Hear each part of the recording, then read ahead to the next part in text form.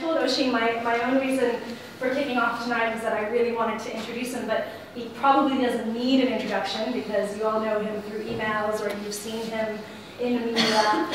So I actually had a vested interest in introducing him, and that's that not only is this Friends of the Earth's 10-year anniversary, but it's also Oisín's 10-year anniversary working with Friends of the Earth. And I have to say for myself, as a board member over the last 6 years and as chair, one of the reasons I love working with Friends of the Earth is because it's such a pleasure to work with him, and I've learned so much of it from him over the years. I think you'll all agree that he represents the environmental NGO sector very professionally and on an evidence-based manner. And the board all agree with me, and the staff, of course, all agree with me. We've really appreciated his service over the years, and as a result, we've put together a little collection to send he and his family away. So that was my best interest in introducing him. So it's with great pleasure and a great thanks that I introduce him.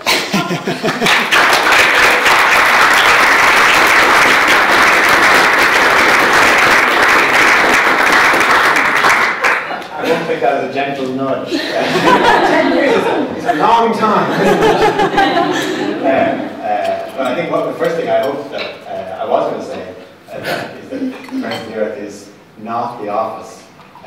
It's you guys. We are Friends of the Earth, and sometimes the way we've operated as an organisation, maybe we haven't emphasised that enough, and that's why we're doing tonight. But before I even go there, given what's just happened and given what I heard some heads, some eyebrows raising and Cara's and she's new team, the first thing, of course, is it's really not just me, and there's never me. I used to joke, or my friends used to joke, I was the first employee in February 2005, but and my friends used to joke, so it's really more Friend of the Earth, isn't it? And of course, that was never true because there was a committee, a working group, and then a formal legal board of pure volunteers for actually the guts of 2 years before the launch date.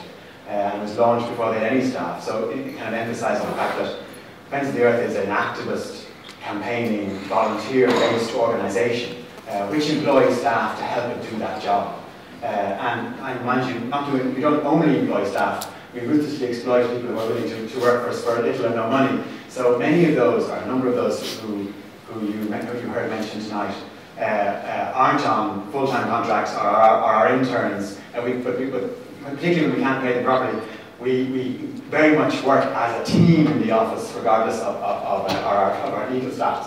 And that's why one of our ways of working with Friends of the Earth is try to look a bit bigger than we are, and I'll talk about that now a bit in our history. So we have a relatively large staff team for the very small budget we have as an organisation, but that actually is a reflection of people's commitment and determination to use our platform as a way to campaign on the environment.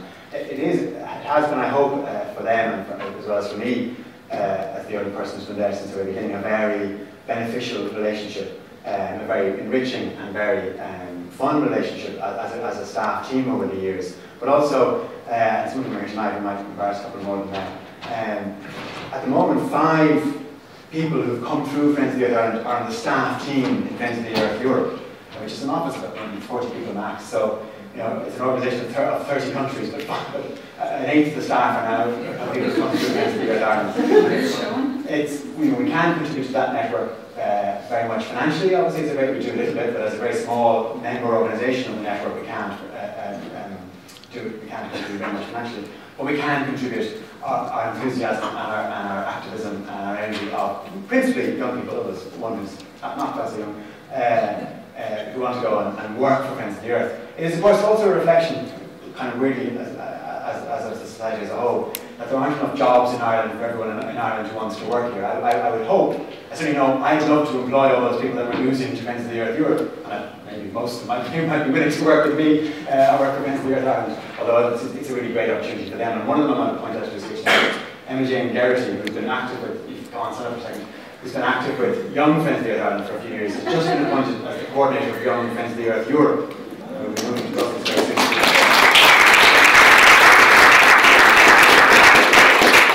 We're delighted for her and delighted for Friends of the Earth Europe, and only a little sorry for ourselves if we haven't been here to work with us.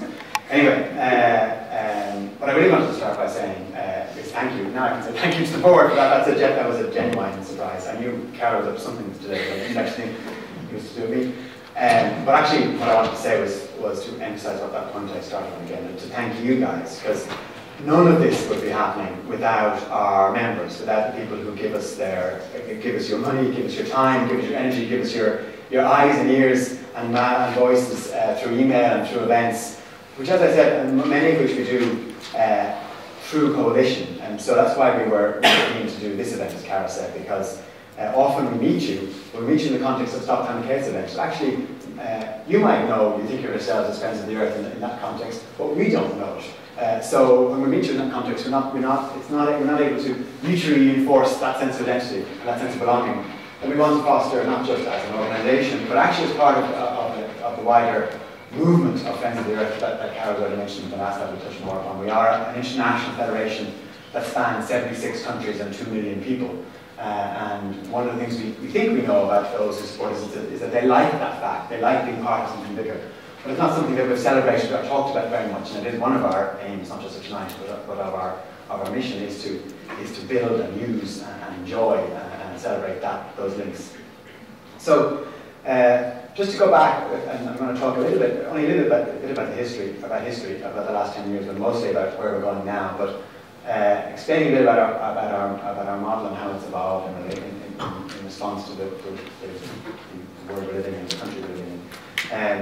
When the volunteer team put together Friends of the Earth Ireland 10 years ago, we were looking at other Friends of the Earth and how they worked, and our closest neighbour, England, Wales and Northern Ireland, worked very much based on local geographic groups. We experimented not so much with local geographic groups up to a point, and we mentioned Dublin Friends of the Earth, or Anna will talk about that in a while, but also with young Friends of the Earth, because we decided, well, where can we go where we can actually try to, where there are people not interested and who can come together and mobilise, and it was a bit more easy to find some funding to support ecological societies and colleges and young people to get active. And that's really paid off. Like all the people I mentioned now who are going to Young Friends, to Friends of the Earth Europe, came through Young Friends of the Earth. And it's not a dawdle by any means.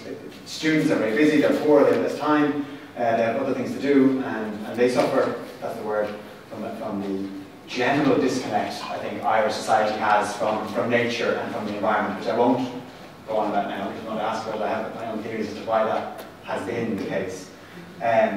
So we did a bit of activism that way. And actually, one of the things we're discovering now is that the people who have come through Young Friends of the Earth and who are really interested in getting involved, for example, in divestment, divestment from fossil fuels, or in the anti-TTIP work that's been coordinated among various NGOs.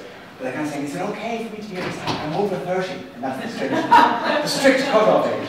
So we're realising now that we need to be very clear that you don't have to, to be active as inside Friends of the Earth beyond your computer. You don't have to be under 30, you don't have to be in college, and you don't have to be in Dublin. You can be involved in what may become a Friends of the Earth activist network.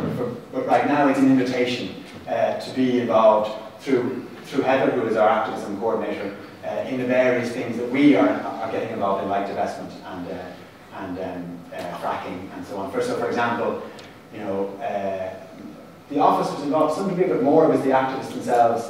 Last week, the New York people who led, or some of those who led the New York anti-fracking campaign were in Ireland and visiting Leitrim and other places. And we provided a platform in Dublin for them to speak to people here. That was organised pretty much purely, Heather was involved, but it was organised a lot by our volunteer activists. And we want to do more and more of that. And it's not about simply me or the staff in the office, it's very much the wider FO family and activist network. But we did, one of the other things we did that was we were discovering, that actually our reach was deeper than we thought, because we were doing a lot of our events in coalition, and we began to discover then actually that most of those people are coming to Stop Climate Chaos events, like the lobby day. Many of them identified as Friends of the Earth. They were coming through our email lists, but they were coming to an event that wasn't Friends of the Earth. Now, of course, the other thing about Ireland is that lots of people are on the Oxfam list, the Troco list, the Christian Aid list, and the Untouched list on our list. So we're a small country, and of course there's a lot of crossover. But again, we felt we at least should be emphasising our sense of community and solidarity and organisational solidarity. So to talk a little bit then about what I think about the last 10 years and where we go next. I'll talk about the climate bill in particular, but I think one of the things that Friends of the Earth has brought to the environmental scene, and we're not unique in this, but we brought it very strongly, was the desire to be campaigning. So rather than doing practical conservation work, which is very, very valuable, our education work specifically, our advocacy work solely, and we do a bit of advocacy work for sure, we wanted to do the campaigning bit, the pressure on politicians and the mobilisation of people for political change. And there was something of a gap, particularly, generally there's a bit of a gap on that in Ireland, and secondly, there's most certainly a gap on it when it came to climate change 10 years ago, which is why we focused specifically on climate change. There is the case that we had the board had organised a pretty decent grant, a 3-year grant from a trust. And after about 6 months, I realised this grant says climate change in year 1, waste in year 2, and in water in year 3. And I came to my maybe 3rd board meeting and said, can I just say, I'm not sure we finished climate change. And so the funder said, okay, you can have those extra years to finish climate change. So here we are 10 years later, and we still haven't quite finished climate change. But nor do we want to be a single issue organisation. And of course, I actually asked Adam to be talking about this. We need to unpack climate change, because apart from the fact it's a bit abstract for many people, it encompasses so many more concrete things that we need to work on in order to have a livable society where, to borrow a phrase from Friends of the Earth in England, where people and nature thrive, a just world where people and nature thrive, which is very much the vision of Friends of the Earth globally. But anyway, I think we did bring that to the sector. And we also support collaboration. I talked about coalitions and Stop Climate Chaos, which is the easiest, less stressful, least inter-organizational competition coalition that I've ever worked in the 20 years I spent in the NGO sector. It's really works well on trust, and it's pretty nimble for a coalition, and I think that's a tribute to those who are involved, but it's also just a tribute to the issue, I guess. But also the environmental pillar, which Friends of the Earth was instrumental in setting up, bringing together all the national environmental NGOs to claim a space at the top table. Now, in one sense, the top table of social partnership collapsed, which maybe was no bad thing for us, because it would have been, because risks have been co-opted into that. But the National Economic and Social Council is interesting and useful to be on, and for access.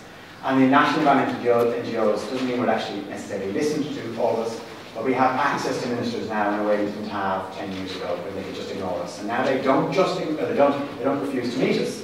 Just, as I said, it does not mean, it doesn't in any way take away from the need to build a movement to pressure them to deliver. But it has been that enhanced cooperation by environmental NGOs in the pillar has delivered a more coherent environmental message to policymakers from environmentalists, and I think that's been a really valuable thing. And it's been way beyond Friends of the Earth, but we were very involved in it in the beginning. And we should talk now, and briefly, because I'm sure I've used up my time already, about climate change in the bill and where we go next. It's about 8 years. We're kind of halfway between the 8th year anniversary of when Friends of the Earth launched its climate campaign and when Stop Climate Chaos was launched. They were both launched in April 2007, and I have somebody in the room, Cara Augustenborg, who was concerned at the time. It's been running this for so long. He's worked for about 4 organisations since, all of them have been members of Stop Climate Chaos. We've been at it 8 years, and the climate bill wasn't the only thing Stop Climate Chaos wanted to achieve, obviously, and we've achieved some other things. So it's not done yet. It's about to be done. It will be done before the summer, I think. But I think, and we'll talk a little bit about what that might mean or not mean. I think the first thing to acknowledge for us is it wouldn't be happening at all if it wasn't for Friends of the Earth and if it wasn't for the Stop Climate Chaos Coalition. In the 2007 general election, only one party had a climate legislation in their manifesto, and it isn't the one you would imagine, because the Labour Party, that's done since, but it was the Labour Party that had in their manifesto. The Greens didn't for some reason. It took 2 years of campaigning at the Greens when they were in government, for them to put it into the programme for government in 2009. And we all know that the climate bill was passing through the Oireachtas when that government finally tottered over the cliff and collapsed in 2011. And we had to start all over again, and indeed, if anything, the climate bill was touched by the toxicity of that government as well. And the new parties in government, although they were committed to it in manifesto terms, were slow to go back to it. It's taken 4 years just to drag it out of them. It is too weak to deliver the low carbon future that they say it promises, or that it says it promises. It is still better, even if it passes as it is now, it's better than no bill. If for no other reason than it would stop this government doing what it's going to do, which is for the 5 years it'll be in office, it will have no climate action plan. It will have had no national plan to deliver emissions reductions, even though we're way off track for our 2020 targets. So if the bill was passed tomorrow as it is, it will be legally required that every 5 years we have a new climate action plan, and legally required that every year 4 or 5 ministers go to the Dáil and explain our lack of progress or our progress and say what we're going to do about it. And there would be an expert advisory council publicly speaking about climate change. At the moment we fear that climate advisory council isn't independent enough and is compromised by some of its members and their affiliations. But we will continue to work on improving that bill over the next 2 or 3 months.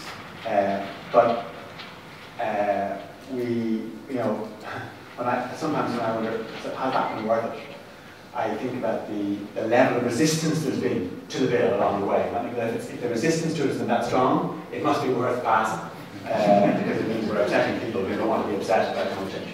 But to speak briefly about where we're going, I think there's Asad's going to talk about Paris and the UN climate change talks. I think there's a bit of a parallel between that and the bill. Paris is not going to deliver a global deal adequate to meeting a 2-degree target for containing, or 1.5-degree target even, for containing climate change. But perhaps it's better than no deal at all. But either way, we need to organise to deliver the actual changes that are required to contain climate change. And the one that Friends of the Earth is going to focus on principally is the fossil fuels one. It's where the international climate movement is going to a large degree. There's other issues too, and obviously agriculture is big for Ireland, and we won't shy away from it entirely, but others are going to be probably majoring on it more than us. But we're going to seek an Ireland free from fossil fuels as our vision. One where nobody depends on fossil fuels for a warm home or a mobile life or affordable electricity, and where everybody has a stake, an ownership stake if they want, in the renewable energy projects that will power our lives. That's what we're going to focus on over the next 5 years. And in practical terms, that means banning fracking. It means stopping burning peat for generating electricity. It means stopping burning coal in Moneypoint. And on the positive side, it means a real move towards decentralised, community-owned energy, which is the one bright spot in government policy. There does appear that the Minister and the Department are taking that somewhat seriously, if only because they made a mess of industrial wind entirely, and they need to do something to try to win back their support. And we'll try and use that gap to drive home really progressive changes, where, for example, at least there should be a price for solar energy, so that if you put a solar panel on your roof, you can sell the electricity, not even at a high subsidy, but just get anything at all for it, and you sell it into the grid. A solar panel in Ireland will deliver 80% of the electricity of a solar panel in Madrid because of our long daylight. So it's a huge potential for Ireland. It complements wind, and it can be done on a community scale very easily. And also, there are barriers to sort of really exciting, bigger community energy projects like the Temple Dairy wind farm, which in 10 years. We need changes in government policy. We need an agency to do, like the Sustainable Energy Authority, to actually facilitate community ownership. And we think we need to mandate community co-ownership of any larger scale developments at all. Like in Denmark, if a company can't get 20% of its shares bought at affordable prices by local people, it can't go ahead. It's a form of community consent that actually gives local people a stake in their energy scheme. So we will be pursuing those things to the election next year, and through the next Parliament. And we very much hope that those of you who have stuck with us through the Climate Bill campaign to deliver what will still be a significant change in the climate regime in Ireland will stay with us and join with us and fight with us for actually what's a much more concrete and tangible struggle for an understandable messaging around peat and coal and fracked gas and positive community ownership of renewables that we really hope to push over the next 5 years. Thanks.